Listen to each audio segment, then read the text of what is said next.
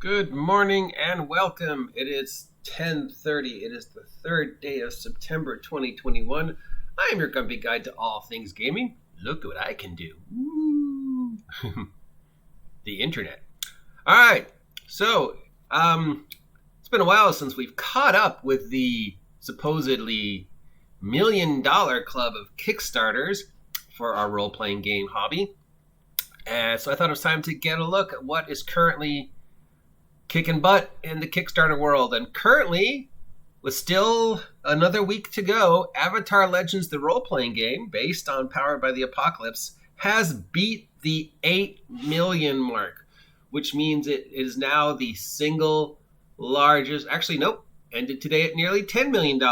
So this makes it the biggest tabletop role-playing game Kickstarter in history, and one of the largest Kickstarters in general, equaling to the what are they called? Those guys, the Critical Role animated Kickstarter, which also hit the 10 million mark. So the Avatar Legends is now the biggest tabletop role-playing game Kickstarter in history, ending today on nearly 10 million with over 80,000 backers. And it's not a D20 product. Way to go. The $9 million plus Kickstarters so far this year are the One Ring role-playing game, 2nd edition, The Seeker's Guide to Twisted Taverns, Coyote and Crow, the role-playing game, Grim Hollow, the Monster Grimoire, Ouroboros, Coils of the Serpent, Helena's Guide to Monster Hunting, Dungeons of Darkheim, Avatar Legends, the role-playing game, again, using Powered by the Apocalypse, not D20, and the newest one, Tanaris RPG. Tanaris RPG just hit 1.8 million. So these are the 1, 2, 3, 4, 5, 6, 7, 8, 9. The 9, not all of the, just so you understand this, not all of these have made more than $9 million. These are the 9, million plus dollar Kickstarters. So if there was some confusion, again, these all did not make $9 million. These are the 9, million dollar plus Kickstarters. Of these, only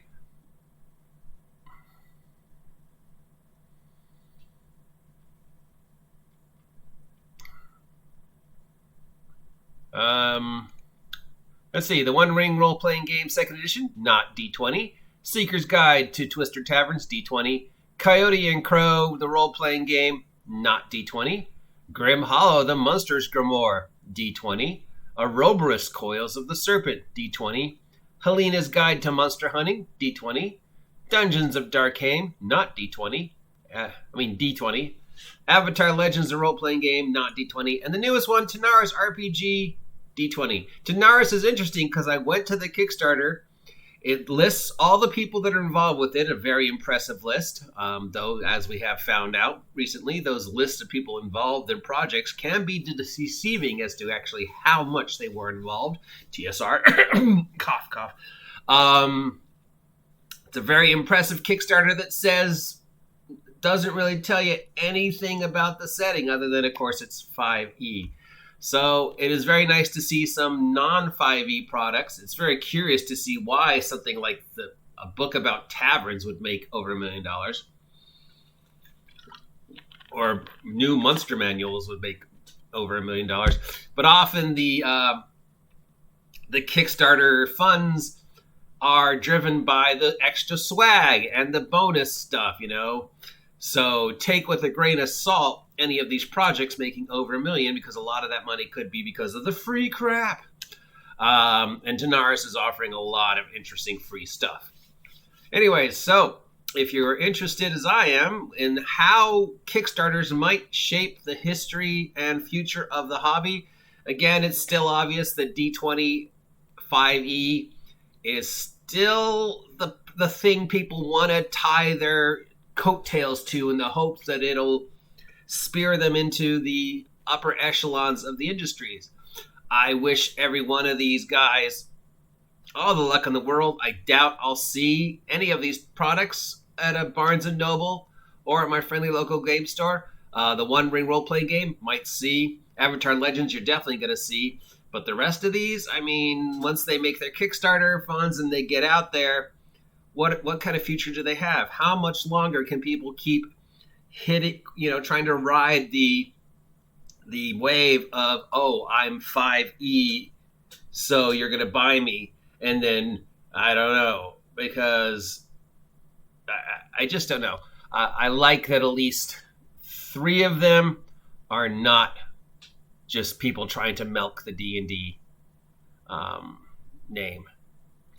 Good luck to all of them, and congratulations, Avatar Legends of the Role-Playing Game, for making $10 million on your Kickstarter, and for being a Powered by the Apocalypse tabletop role-playing game, or at least based on Powered by the Apocalypse, and not D20. Woohoo! Who knows what this means, or where this will go, or how this will affect the future of our hobby. We are in the slow drums right now, the month of September and October, but then the hobby will kick up again for all those Christmas releases and end of the year releases. So we'll start seeing an upswing probably in November and early December. But that, of course, depends upon the ever problematic issues of shipping and the fact that shipping and production is so far behind because of COVID.